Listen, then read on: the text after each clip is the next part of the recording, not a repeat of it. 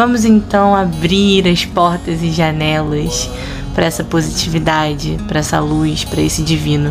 Vamos juntos fazer o Evangelho no Lar?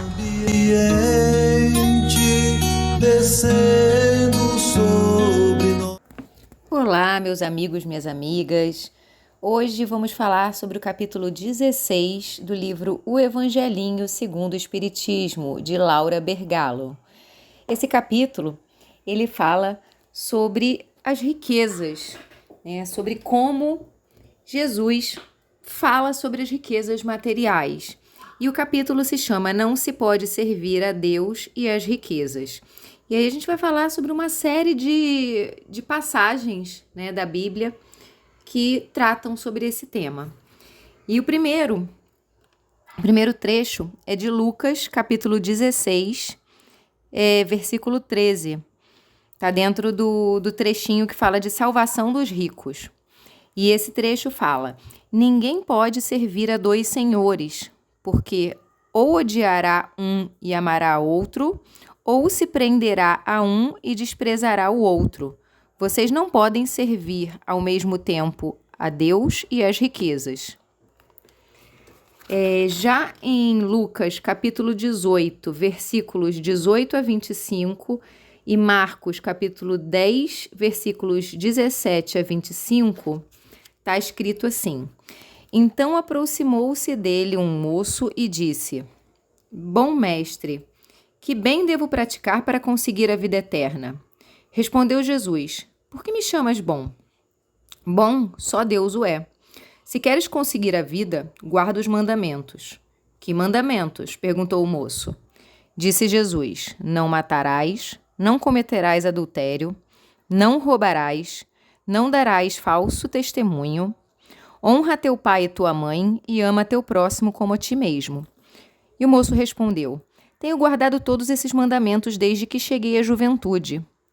Qual é que me falta ainda? Disse Jesus: Se queres ser perfeito, vai, vende tudo o que tens, dá tudo aos pobres e terá um tesouro no céu. Depois vem e me segue. Ouvindo essas palavras, o moço foi embora todo triste, porque tinha muitas riquezas.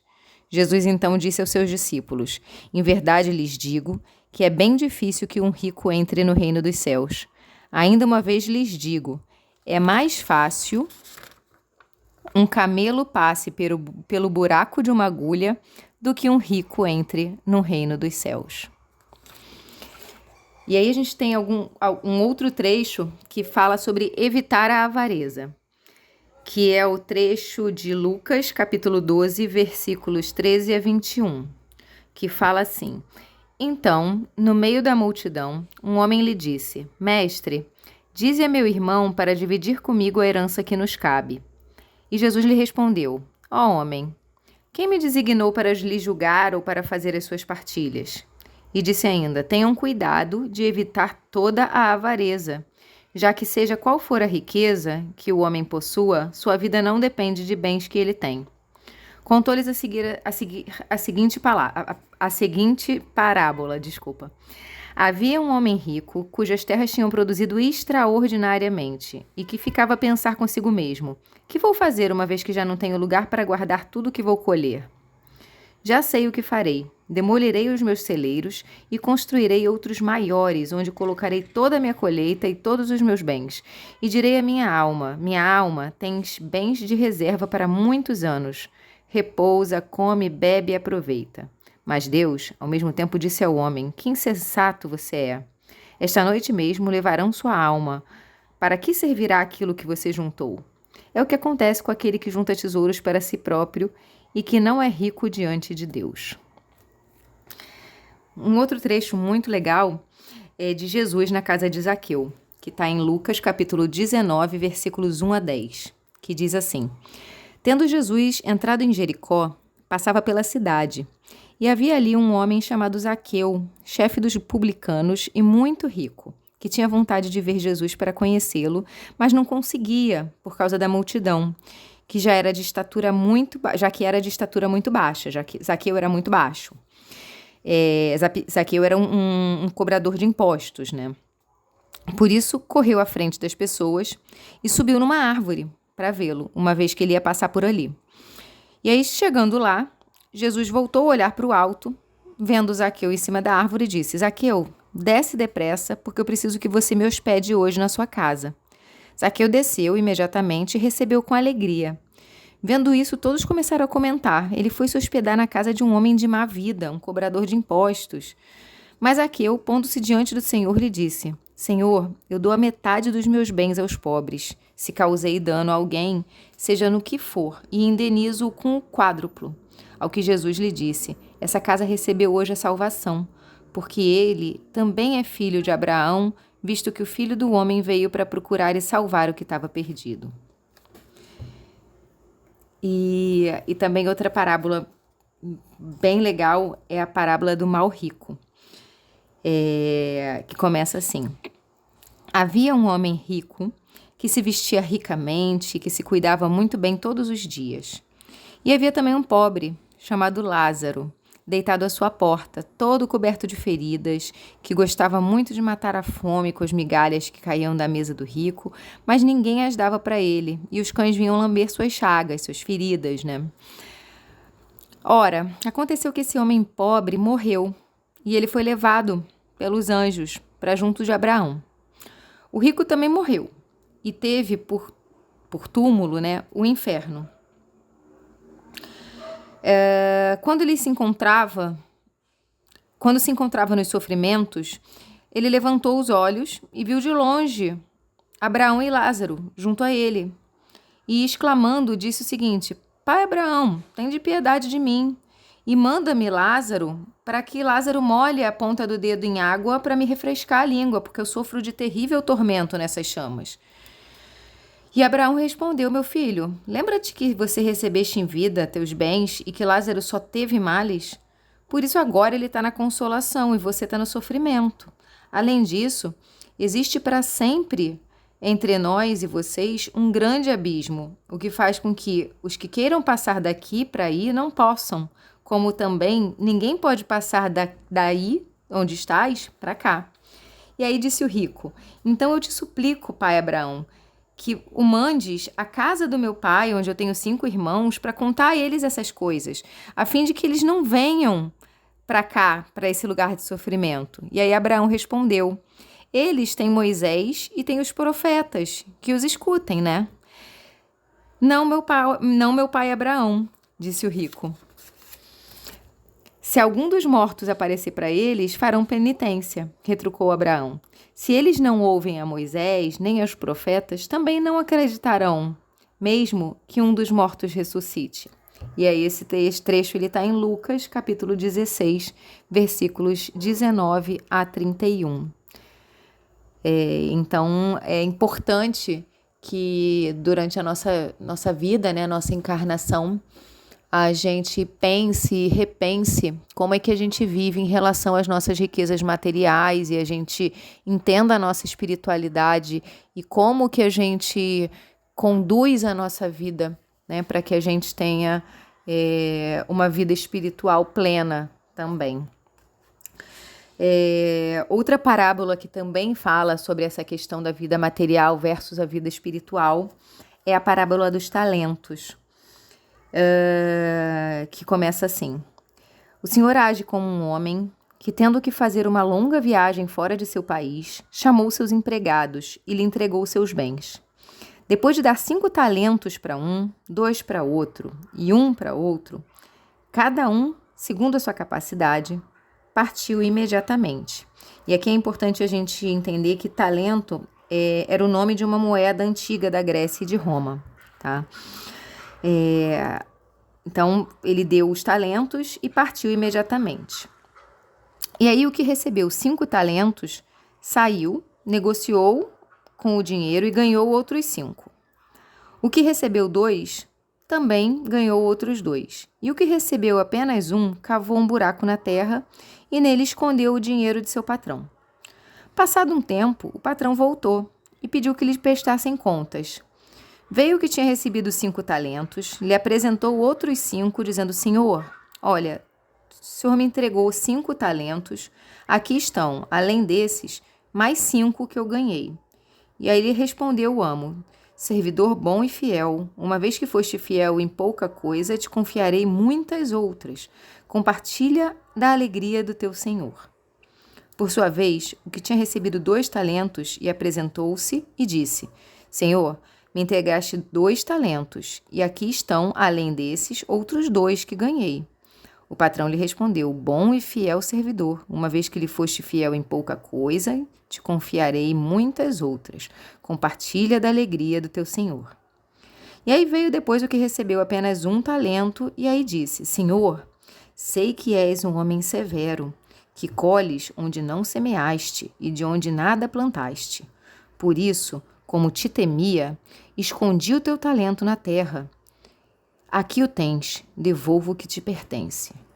Mas o homem lhe respondeu: Servidor mau e preguiçoso, se sabias que colho onde não semeei e onde nada plantei, devias colocar meu dinheiro da mão dos banqueiros, para que, ao voltar, eu retirasse com juros aquilo que me pertence. Tirem-lhe por isso o talento que está com ele, deem aos que têm 10 talentos, porque será dado a todos os que já têm, e esses ficarão repletos de bens, enquanto aquele que nada tem será tirado mesmo que o que pareça ter. E seja esse servidor inútil jogado nas trevas exteriores, onde haverá pranto e ranger de dentes. Essa passagem está em Mateus, capítulo 25, versículos 14 a 30. Num primeiro momento aqui, pode parecer que Jesus é bastante severo, né? Que o Senhor é mau, né? E que está punindo.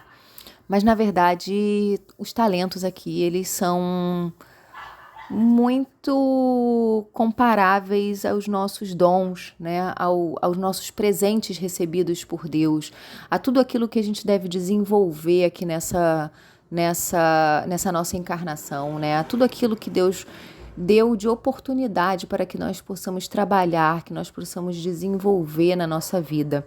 E toda vez que a gente guarda para nós todas as oportunidades, todas as possibilidades que a gente tem de desenvolvimento, a gente não está fazendo um trabalho que a gente poderia estar fazendo de evolução do nosso espírito. É mais ou menos por aí que a gente precisa refletir a parábola dos talentos. Seguindo aqui o livro. Utilidade providencial da riqueza, provas da riqueza e da miséria. Se a riqueza impedisse totalmente a salvação dos homens, como pode parecer se tomarmos ao pé da letra certas palavras de Jesus, Deus não a teria colocado nas mãos de alguns. Mas a riqueza é, de fato, uma prova muito arriscada, sendo mais perigosa que a miséria. Isso porque gera tentações, exerce fascínio, atiça o orgulho, o egoísmo e prende à terra o pensamento do homem.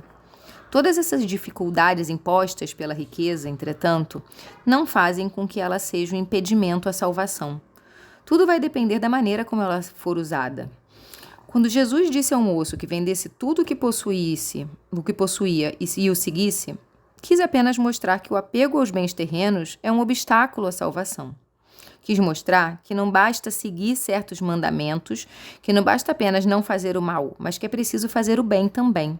Em outras palavras, que é preciso exercer a caridade. Jesus não pregava a abolição da riqueza, muito menos condenava o trabalho honesto que pode obtê-la, porque isso estaria contra a lei do progresso, que também é uma lei de Deus. Se a riqueza é a causa de muitos males, a culpa é do próprio homem, que dela abusa, assim como abusa de tantos outros dons. Se a riqueza só produzisse males, Deus não a teria posto na terra. Cabe ao próprio homem saber usá-la, fazendo produzir o bem. É a missão do homem trabalhar pela melhoria material do planeta, aumentando a produção com a ajuda da ciência, da economia, das boas relações e da comunicação entre os povos. Foi a necessidade que fez o homem criar a riqueza e descobrir a ciência, que o ajuda no desenvolvimento da sua própria inteligência e o levará no futuro a entender as grandes verdades morais. A possibilidade de obter riqueza na Terra estimula o homem ao estudo, ao trabalho, ao esforço, e por isso ele é considerado um elemento de progresso, sim. Falando um pouco de desigualdade das riquezas, quando ela é considerada apenas na vida atual, a gente pensa em desigualdade. E aí a desigualdade ela é um problema difícil de ser resolvido, porque não são todos igualmente ricos, né? E aí eles não são por uma razão bem simples, porque não são todos igualmente inteligentes, não são todos esforçados, não são todos igualmente trabalhadores que podem ter a chance de obter a riqueza.